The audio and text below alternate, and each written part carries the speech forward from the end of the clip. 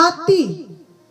Apa yang ada di dalam hati kita sangat penting, melebihi apa yang tampak dari luar atau penampilan kita, bahkan melebihi ucapan dan tindakan kita.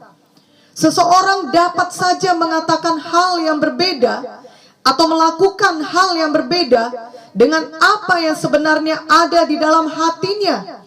Namun hal itu tidak akan bertahan lama, karena pada suatu saat apa yang sebenarnya ada di dalam hati seseorang akan tampak dari ucapan dan tindakan orang itu. Kita mengingat kisah Yunus yang dimulai ketika Tuhan berfirman agar ia pergi ke Niniwe, namun ia justru melarikan diri ke Tarsis dengan sebuah kapal. Namun di tengah jalan terjadi badai besar, dan Yunus pun mengakui kepada awak kapal bahwa badai itu terjadi karena ia melarikan diri dan menyuruh mereka mencampakkannya ke laut. Ketika akhirnya mereka mencampakkan Yunus ke laut, badai berhenti dan seekor ikan besar menelan Yunus, di mana Yunus tinggal di dalam perut ikan itu selama 3 hari 3 malam. Dari dalam perut ikan Yunus berdoa dan mengucap syukur kepada Tuhan. Dan kemudian atas perintah Tuhan, ikan itu memuntahkan Yunus ke darat. Dan Tuhan berfirman lagi untuk kedua kalinya kepada Yunus agar ia pergi ke Niniwe dan menyampaikan firman Tuhan kepada mereka. Pada kali ini Yunus tidak melarikan diri lagi, melainkan ia patuh kepada Tuhan dengan pergi ke Niniwe dan berseru kepada mereka bahwa 40 hari lagi Niniwe akan ditunggang balikan. Yang terjadi kemudian adalah seluruh Niniwe termasuk rajanya, penduduknya, bahkan ternaknya berpuasa dan berbalik dari tingkah laku mereka yang jahat. Dalam Yunus 3 ayat 10 dituliskan, ketika Allah melihat perbuatan mereka itu, yakni bagaimana mereka berbalik dari tingkah lakunya yang jahat, maka menyesallah Allah karena malapetaka yang telah dirancangkannya terhadap mereka, dan ia pun tidak jadi melakukannya. Seharusnya hati Yunus bersuka cita melihat Niniwe bertobat, karena memang itulah hati Tuhan, yakni agar setiap orang mau bertobat. 2 Petrus 3 ayat 9 berkata, Tuhan tidak lalai menepati janjinya, sekalipun ada orang yang menganggapnya sebagai kelalaian, tetapi ia sabar terhadap kamu, karena ia menghendaki supaya jangan ada yang binasa, melainkan supaya semua orang berbalik dan bertobat. Jadi Yunus seharusnya bersuka cita melihat Niniwe sungguh-sungguh mendengarkan khotbahnya, sebab sebagai hasilnya mereka tidak jadi dihukum oleh Tuhan. Tetapi apakah benar begitu reaksi Yunus? Ternyata tidaklah demikian reaksinya. Marilah kita membacanya dari Yunus 4 ayat 1 sampai 11. Tetapi hal itu sangat mengesalkan hati Yunus. Lalu marahlah ia dan berdoalah ia kepada Tuhan, katanya, ya Tuhan, bukankah telah kukatakan itu ketika aku masih di negeriku?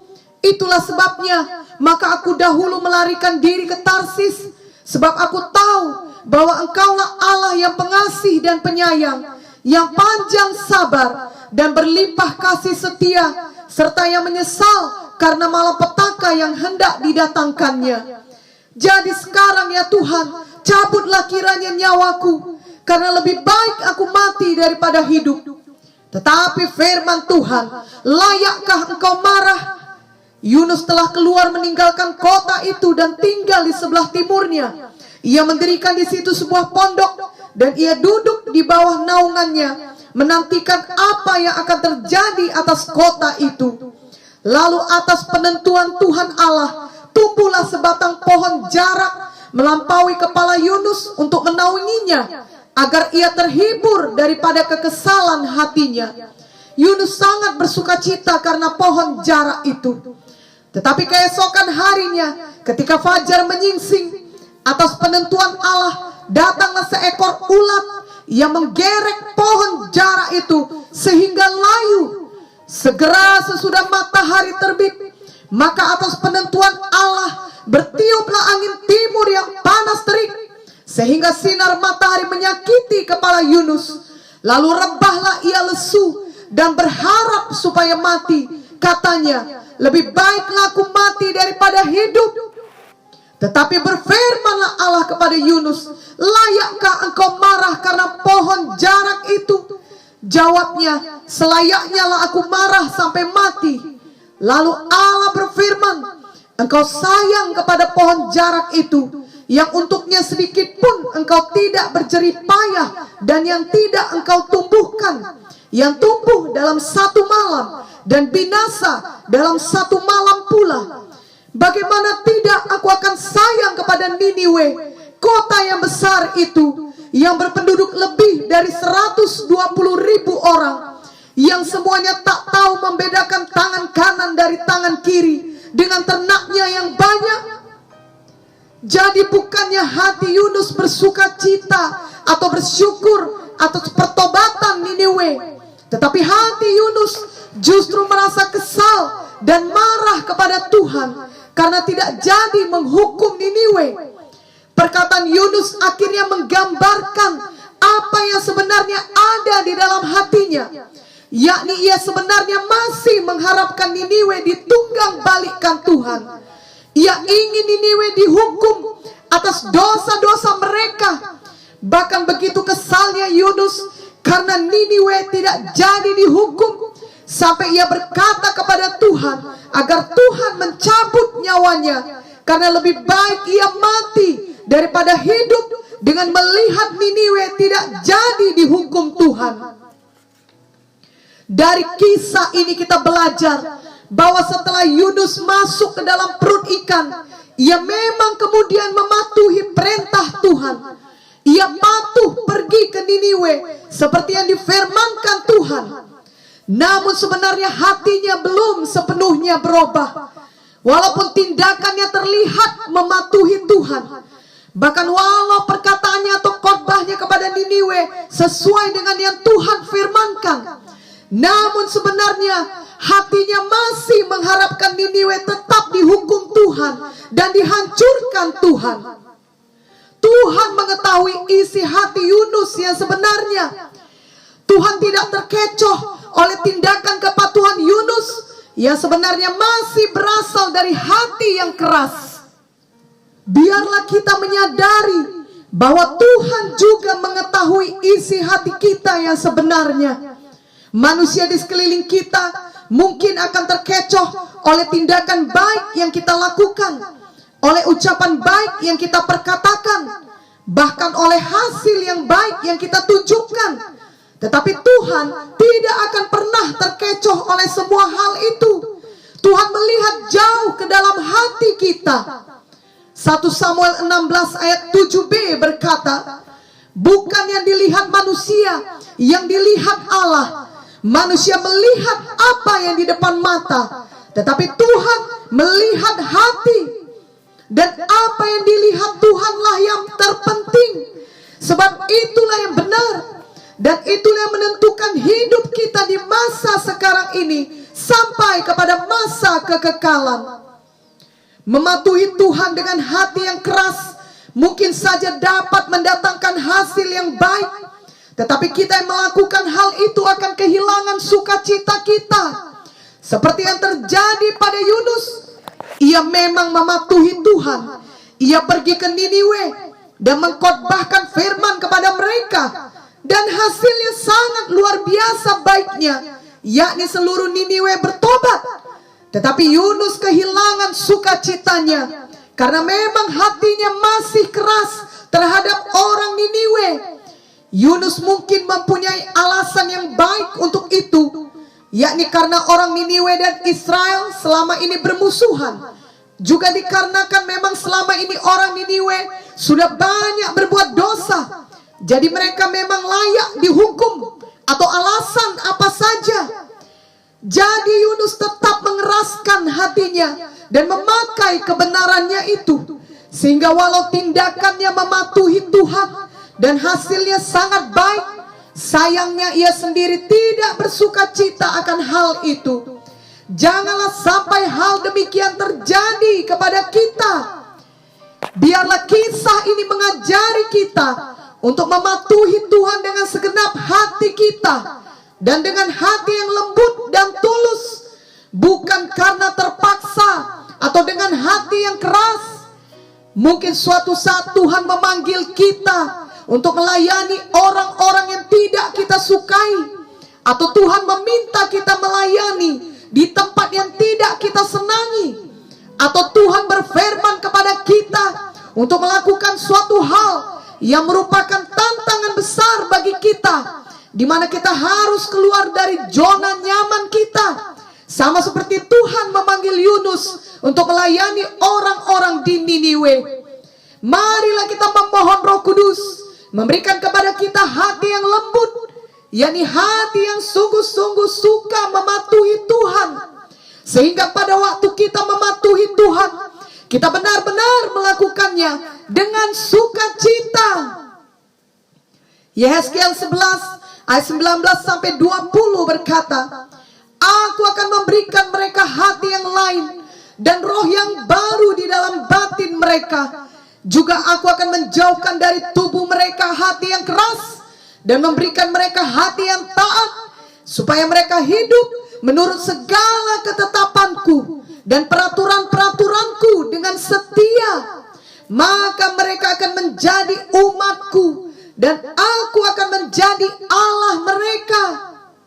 Dan Yehezkiel 36 ayat 26 sampai 27 berkata, Kamu akan kuberikan hati yang baru dan roh yang baru di dalam batinmu, dan aku akan menjauhkan dari tubuhmu hati yang keras, dan kuberikan kepadamu hati yang taat. Rohku akan kuberikan diam di dalam batinmu, dan aku akan membuat kamu hidup menurut segala ketetapanku, dan tetap berpegang pada peraturan-peraturanku dan melakukannya. Biarlah hal ini dijadikan kepada kita. Biarlah kita memiliki hati yang baru, yakni hati yang taat. Kiranya hati yang keras dijauhkan daripada kita. Hati yang baru tentunya berarti kita memiliki hati yang selalu mau bertobat, khususnya di masa pandemi COVID-19 yang belum berakhir ini, dan juga di tengah banyaknya bencana dan kejahatan yang melanda di sekeliling kita. Biarlah kiranya hati kita tidak keras, melainkan kita mau merendahkan diri dan bertobat sungguh-sungguh. 2 Tawarik 7 ayat 14 berkata, Dan umatku yang atasnya namaku disebut merendahkan diri, berdoa dan mencari wajahku, lalu berbalik dari jalan-jalannya yang jahat, maka aku akan mendengar dari sorga dan mengampuni dosa mereka, serta memulihkan negeri mereka. Tiap-tiap hari dengan rendah hati, marilah kita menguji diri kita sendiri. Apakah masih ada hal-hal yang belum benar di dalam hati kita, yang mungkin selama ini tidak kita sadari? Biarlah kita mau bertobat dari semua jalan kita yang salah tersebut. Hati yang baru juga berarti kita memiliki hati yang selalu penuh ucapan syukur kepada Tuhan. Di saat pandemi seperti ini, sangat mudah untuk mengeluh, khawatir, merasa bosan, ataupun merasa takut. Namun semua itu bukanlah respon yang benar, dan itu semua datang dari hati yang tidak benar pula. Bila hati kita ada di dalam kebenaran firman Tuhan, di dalam persekutuan dengan Tuhan, maka hati kita akan tetap penuh dengan ucapan syukur di dalam semua keadaan yang kita hadapi sekarang ini. Memang tentunya hati kita pasti berduka cita akan banyaknya nyawa yang hilang oleh karena pandemi COVID-19 ini. Sungguh tidak dapat dibayangkan kesedihan yang dialami oleh setiap keluarga yang kehilangan, khususnya ketika mereka tidak dapat menguburkan jasad orang yang mereka kasihi dengan cara seperti biasanya. Dan kita harus mengingat, bahkan harus selalu mendoakan orang-orang yang sudah terinfeksi dan sedang berjuang melawan COVID-19. Selain itu kita juga harus mendoakan semua orang yang merawat mereka, dan juga mendoakan segenap pemerintahan yang berusaha menghentikan penyebaran virus di Indonesia, bahkan di seluruh dunia.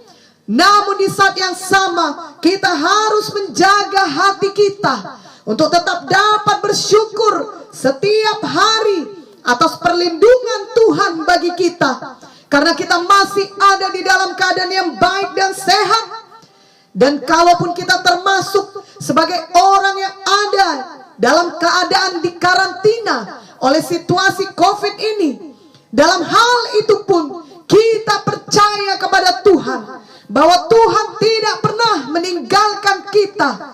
Tuhan pasti menolong kita, dan karenanya kita dapat tetap bersyukur akan kasih setia Tuhan bagi kita. Janganlah sampai hati kita menjadi keras dan kita menjadi putus asa. Janganlah pula menghabiskan waktu kita setiap hari untuk mengkhawatirkan apa yang mungkin terjadi. Jagalah hati kita dengan segala kewaspadaan. Ingatlah bahwa Tuhan Yesus layak untuk menerima ucapan syukur kita setiap hari. Kasih dan perlindungan Tuhan Yesus sangat dahsyat atas kita anak-anaknya yang percaya kepadanya. Amin. Selain itu, hati yang baru juga berarti kita memiliki hati yang mengasihi dan mau berkorban seperti hati Tuhan Yesus. Kita sudah membaca dalam Yunus pasal 4 tadi, bagaimana Tuhan mengajari Yunus akan kasihnya kepada semua bangsa, yang berarti kepada semua manusia. Tuhan tidak gemar seorang pun binasa. Yohanes 3 ayat 16 berkata, karena begitu besar kasih Allah akan dunia ini, sehingga ia telah mengaruniakan anaknya yang tunggal, supaya setiap orang yang percaya kepadanya tidak binasa, melainkan beroleh hidup yang kekal. Inilah hati Tuhan, yakni hati yang selalu mengasihi, yang selalu berkorban, dan selalu memberi. Ingatlah ungkapan yang berkata, seseorang dapat memberi tanpa mengasihi, namun seseorang yang mengasihi pasti selalu memberi. Marilah kita menjadi orang yang selalu mengasihi dan memberi. Ada banyak orang melakukan kegiatan sosial di saat sekarang ini, dan hanya Tuhan yang mengetahui motif hati dari tiap-tiap orang. Biarlah sebagai anak-anak Tuhan, kita memberi atau berkorban selalu dengan motif yang benar, yakni dari hati yang mengasihi, dan bukan demi ketenaran atau demi diketahui oleh orang lain.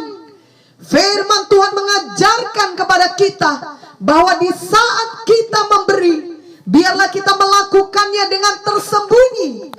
Matius 6 ayat 4 berkata, hendaklah sedekahmu itu diberikan dengan tersembunyi, maka Bapamu yang melihat yang tersembunyi akan membalasnya kepadamu.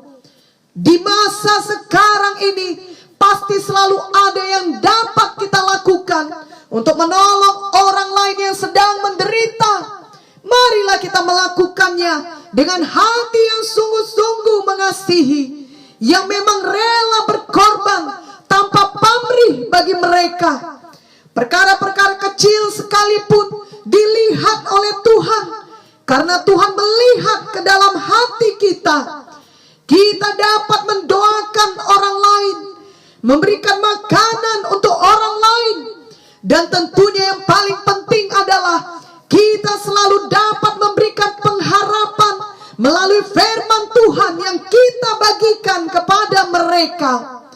Firman Tuhan akan menyebarkan benih iman dan damai di dalam hati orang yang mau menerimanya. Biarlah kita mau menjadi orang yang selalu menyebarkan firman Tuhan, yang memberikan jawaban sejati bagi kita semua. Kiranya Roh Kudus memimpin kita setiap hari dalam melakukannya. Jadi biarlah kita melakukan semuanya itu untuk Tuhan dengan hati yang lembut dan tulus, dan kita sendiri dipenuhi damai serta sukacita di saat kita mematuhi Tuhan. Amin dan amin.